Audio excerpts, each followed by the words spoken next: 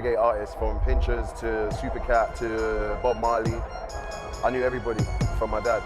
And when I used to hear them, how they used to rap or how they used to toast on the songs, I used to think, yeah, like one day I want to do something like this, but like a London version.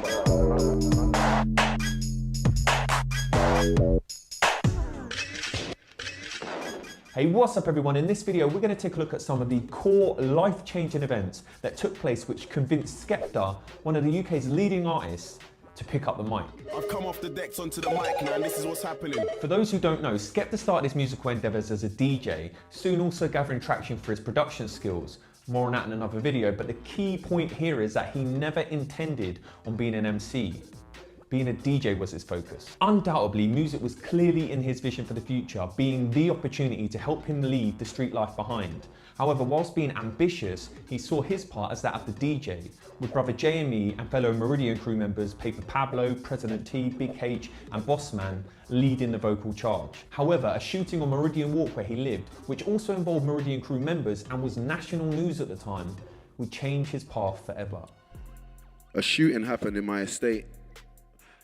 The police found one of the guys, he was writing lyrics about, I'll shoot this and do that and do this. So they were like, rah, oh, so you're writing lyrics about this, yeah? Take all of Skepta's records. Like there must be like lyrics on the record about shootings and shit. Like maybe we're able to find out shit, you get what I'm saying? So they took all my records and that and like, oh, fucking, we got evicted. Some bullshit, man. So not only did Skepta lose all of his music, and this is in a time before CDJs and MP3s, so we're talking records, it's £8 to £10 a pop. He didn't have the money to rebuild his collection. He lost his outlet and he lost his route out of the trap. But even worse, his parents would literally come home from work to find their house boarded up. They now had no home. Skepta cites this whole experience as one which clarified he needed to create a better future for his family. For anyone who's interested, there's a documentary explaining in detail the Meridian Walk shooting, and I've linked it in the description of this video. He would begin to separate himself from the streets, but without his decks, he had little else to do. At the same time, brother JME was creating a buzz on the pirate radio scene and caught the attention of Wiley, which leads us to the second key event, which brings Skepta closer to picking up the mic. Wiley heard of Jamie somehow. I can't remember what it was. He heard about Jamie and he told him, oh yeah, like I've got studio in Bermondsey, somewhere in South Jamaica Road. Come studio. I remember thinking, I ain't letting my brother go south on his own. Like, fuck that. So I've gone with him, gone to the studio. And we got into the studio. These times I weren't MCing. I used to listen to grime a lot, but I used to DJ in it. So and Jamie was an MC. So I remember Tinchy Strider was in there, like all the Rough Squad, Wiley, all these people was in there, and I've walked in. I've heard of all these people and seen them on telly, but I've never seen them in real life. And Wiley was like, oh, do you want to record something? So I put my rap tune on. I was in there on something, yo, get me Mac 10, man. I remember finishing my bar and coming at the fucking booth here and looking at everyone. Everyone was like, oh.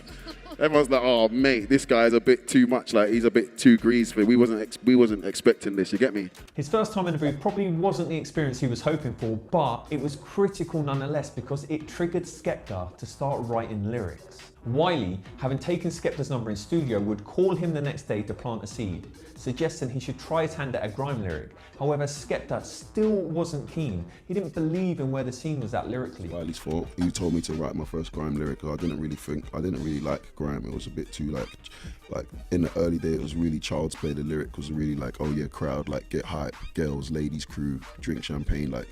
It was more of that, like so I didn't really like it. But whilst not feeling the lyrical tone of grime, it must have played on his mind knowing that he wanted to find a route out for him and his family, and he now had a connection to and encouragement from Wiley, who was leading the scene. Finally, something would click, and as you're about to see, at the randomest of times, in the trap, out of nowhere, Skepta thinks up his first ever grime lyric. So I bought an 8-ball, yeah, of fucking W, yeah, and I think you can. Yeah. And I wanted to chop it up. I wanted to chop it up to bag it up, innit? So I was looking around for things in the kitchen and I saw a machete. Yeah.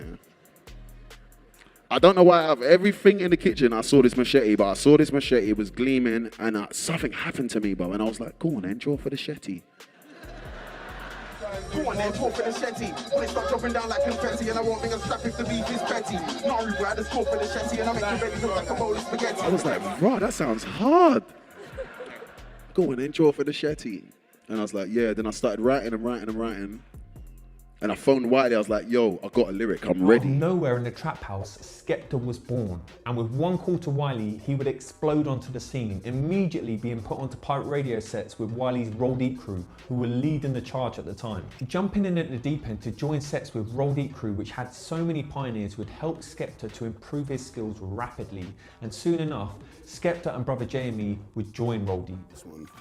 And then I did it, and I remember going to like sets with Roll Deep, and I only had like 1, 2 16s, but I was in.